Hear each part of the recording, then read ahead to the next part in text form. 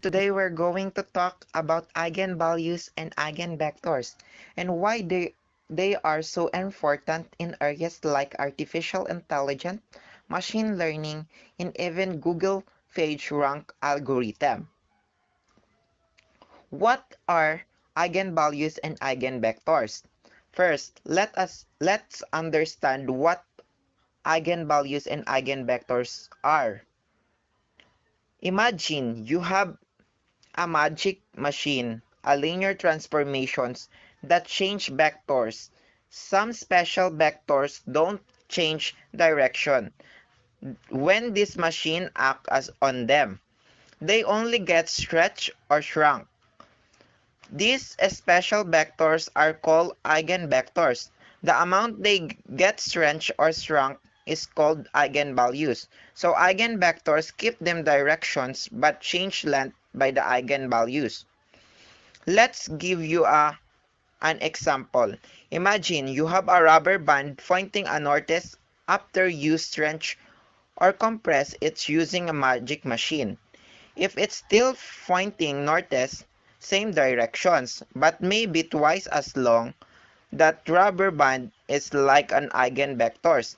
And the twice as long is the eigenvalues, which is 2 in this case.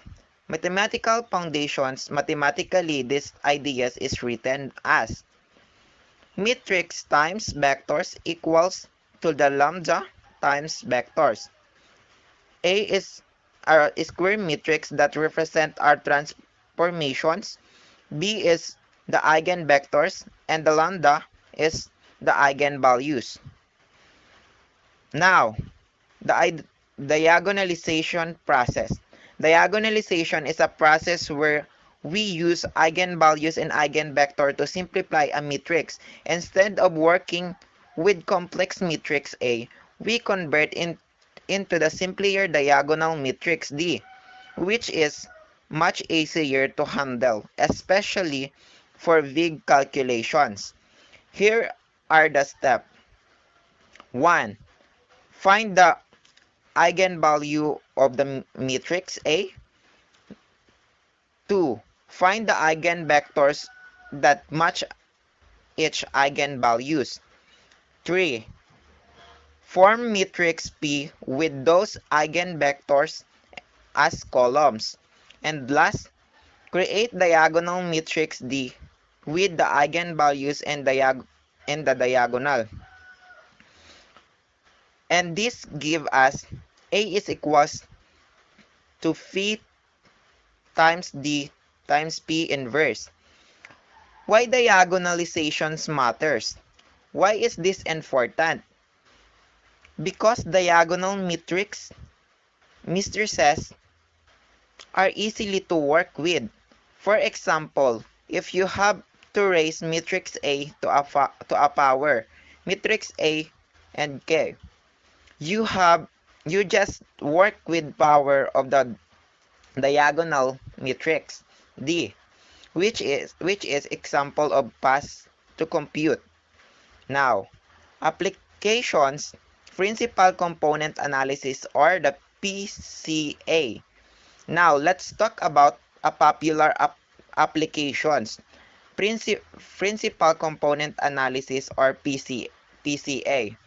PCA helps us to reduce the number of the variable in large data set while keeping the important informations. Imagine you have a data about people, height, weight, age, and many or other things. PCA find the directions, eigenvectors, where the data varies the most and the amount of variance spread and those direction is given by eigenvalues. We keep the most important directions and ignore the rest to simplify the data. AI and machine learning example. Eigenvalues and eigenvectors appear everywhere in AI and machine learning. Now, facial recognitions. Using eigenfaces special vectors, eigenvectors that capture key features of bases. Next, spectral clustering group data point based on eigenvalues and eigenvectors of similar matrices. The quantum computing, the measurement result correspond eigenvalues and the state are eigenvectors. Google PageRank algorithm.